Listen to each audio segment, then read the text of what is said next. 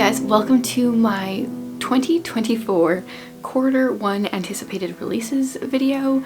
I think last year I maybe did one for the first quarter and then fell off sharing anticipated releases.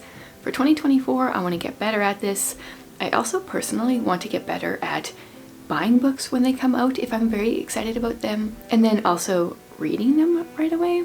Just a reminder, these are not recommendations. I haven't read these books yet. There might be an exception or two. I'll let you know if I actually have read them. But for the most part, I haven't read these. They're generally from authors that I've read from before, so I feel optimistic. I feel excited about these books, maybe based on the cover. I definitely judge a book by its cover, or like the synopsis, or generally both, but they're not necessarily recommendations. So I'm going to share books for January, February, March releases, and then I'm going to give you a sneak peek of a few that I have my eye on later in the year, and I would love to hear which books you are excited about for 2024, because then I want to add them to my list if I think they sound good. Okay, let's start with January's releases. I've got my phone with all the books written out, and I think I have them in order to the best of my knowledge, although sometimes Goodreads will have a date for a book and it will change, or Goodreads will have 2 dates for a book. So to the best of my knowledge, these dates are right. The first one is coming out on January 14th, and this is one that I already decided I want to buy when it comes out. There's a couple on this list that I want to buy, but this one's book 2 and I haven't even read book 1.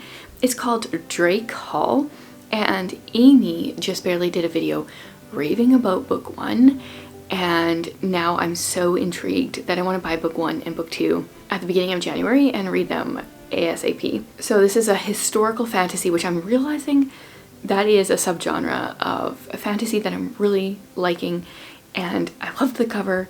I loved whatever it was Amy said about it in her video, which of course I remember nothing right now. And yeah, so I want book 1, I want book 2. I plan on buying those ones. January 16th, we have Emily Wilde's Map of the Other Lands. This is book 2. The first one is Emily Wilde's Encyclopedia of Fairies. I'm actually currently reading it. I will have a reading vlog coming out, I think Friday, where I talk about it as I'm reading it. And to me, this is not necessarily a to-buy book, but a to-read when you get it from the library kind of book. It's fantasy with different kinds of fairies, and I like it, but I'm not loving it, so I would like to read book 2, but I'm not going to hop on it super quickly. January 17th, I actually have the copy of this one.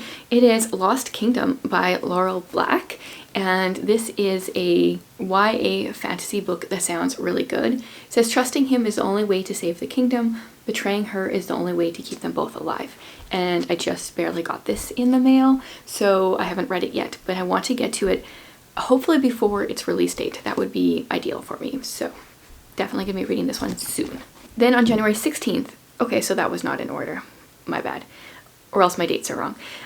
We've got The Divine Proverb of Streussel. This is a contemporary Christian fiction, and the author is the one that wrote The Extraordinary Deaths of Mrs. Kipp, which nearly everyone loved. So of course this one sounds very interesting, and then I have to buy it. I actually don't really know what it's about, but because of her brilliance with her other book, I need to read this one. Okay, January 23rd, this is the 3rd book in a series, and I haven't read the first 2 books, so we'll see if they're actually any good. But Destroy the Day, I have the first one. I think it's called Defy the Night. It's on my shelf somewhere, and I want to read that, and then book 2, and then possibly this one. They are like a fantasy dystopian series, which I also really enjoy generally. Then January 23rd, this one's an iffy one for me. We have The Foxhole Victory Tour by Amy Lynn Green.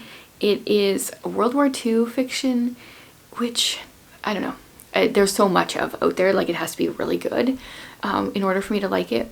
And Amy Lynn Green, I've read 2 books by her. One I loved, one I didn't, so I feel kind of 50-50 on that one. Now moving into February, we are starting the month off with a book that I want to buy. It is Mortal Queens by Victoria McCombs. This is a YA fantasy with fae. I love the cover. I'm part of the Enclave Street team right now, and as soon as I saw this one, I was like, okay. I have only read Oathbound by her. I think I've only read the 1 book by her, but this one is going on to my by ASAP list. This next one was a title add to the list. I really like kind of like longer titles, but they have to be kind of intriguing. So February 1st, we have A Lady's Guide to Marvels and Misadventure by Angela Bell. And I also really liked the cover.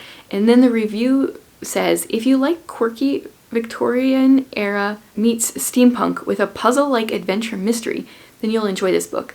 And Victorian era is interesting to me. Steampunk I like. Puzzle-like adventure mystery, like those check a bunch of boxes. So I want to give that one a try, but I've never read anything by the author, so hopefully it's good. Then February 6th, we have Tales of the Celestial Kingdom by Sue Lynn Tan, and in the fall I just read the first book in the series, so this is a book 2.5. It's short stories about, I don't know if it's about the characters or about the land exactly, but I would like to read that. They're set before, during, and after the events in book 1 and book 2. So I need to read book 2 first, and then I can read that one. Also on February 6th, we've got The Tainted Cup by Robert Jackson Bennett. This one I saw on a couple other people's lists, and it sounded intriguing because it is a fantasy, and then there's like a review that says, featuring an unforgettable Holmes and Watson style pairing, a glorious labyrinth plot, and a haunting and wholly original fantasy world, The Tainted Cup brilliantly reinvents the classic mystery tale. I mean, if you're gonna throw Sherlock in there, I'm intrigued. Then February 16th, this is a book 2 when I haven't read a book 1, but T. Kingfisher's coming out, What Feasts at Night, and I've only read one book by her and I enjoyed it. So I want to try more by her and see if they are for me or not. So this one is gothic and maybe gothic horror. I feel like those are kind of similar things but also very different, so depending, like I'll try book 1, depending how book 1 goes, maybe I'll try book 2. Then February 20th, I'm going to be buying Guardian by Kathy McCrum. This is the Children of the Consortium series. I loved book 1. Book 2 I struggled with a little bit, but I need to see how she wraps this up. So this is a sci-fi story that I've raved about a lot, so if you've been here for a while, you've probably heard me talk about. Okay, then February 27th, this is like, I have a soft spot for historical mysteries with famous characters, so this is Miss Austen Investigates, and then that's the series name, I guess. It's the first book in the series. The book is actually called The Hapless Milliner. It's a historical mystery with Jane Austen as the amateur detective, so I'm gonna give it a try. Moving on to March. Now we're starting off on the 5th with Uprising by Jennifer A. Nielsen. Her Titanic book last year called Iceberg was very disappointing. I bought it thinking I'm gonna love it because her other ones I loved, so I'm not going to buy this one, but it is set in World War II in Poland, middle grade historical fiction.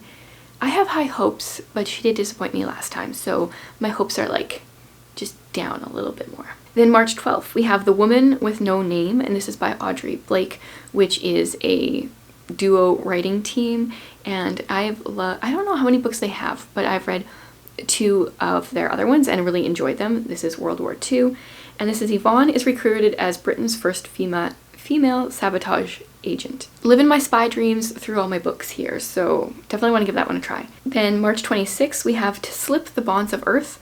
This is by Amanda Flower. She wrote a historical mystery that I didn't love. I think I've read 2 of her books. One of them I didn't love, but this is a historical mystery inspired by the real sister of Wilbur and Orville Wright. And I don't know, like historical mystery when you're gonna pull in like famous characters, that gets me. And then this next one was totally a title ad. March 26th is called How to Solve Your Own Murder. And it also says it's for fans of the Thursday Murder Club, so that's interesting to me. And then I read, it says, an enormously fun mystery about a woman who spends her entire life trying to prevent her foretold murder, only to be proven right 60 years later when she's found dead in her sprawling country estate. Now it's up to her great niece to catch the killer. I don't know. It gave me the vibes of that book with the title that I really like. How Not to Get Murdered in a Quaint English Village or whatever it was. I like titles that grip me. And then upcoming, I just want to breeze over. There are 5 books that are upcoming later this year that I've got my eye on. One is Night Falls on Predicament Avenue, Jamie Jo Wright. She's got a new book coming out. That'll be dual timeline, mystery suspense type historical type thing. Then we've got The Elusive Truth of Lily Temple. This is by Joanna Davidson Politano. Intriguingly enough, all her books have been Victorian up to this point, I think, and this one is set during the Edwardian period. I'm still there for that. August, there is going to be another book in the Mary series, the same authors that did the Lady or My Janie's series. So I haven't started the Mary series yet, but My Salty Mary is coming out, and I actually forgot to even look up like who this one is about, but it's on my radar because I enjoyed the first 2 books in the Jane series so far. And then at some point in 2024, Sanderson is coming out with Stormlight 5, which I know is going to be huge, and I probably won't read right away. I do really like his books. They just aren't really my thing. At the same time, I always give them like really high ratings because I can see the brilliance in them. But we'll definitely be buying it because Jared loves that series. I think it's his favorite series, so that will definitely be a buy. But I don't know if there's any month yet. As soon as he puts out his State of Sanderson, I'm sure he'll give more info. But those are the books that I am anticipating mostly in the first few months of the year. If there are some books coming out in 2024 that you're excited about that I didn't mention, let me know so I can keep my eye out for them as well. And I will be back again tomorrow with another video.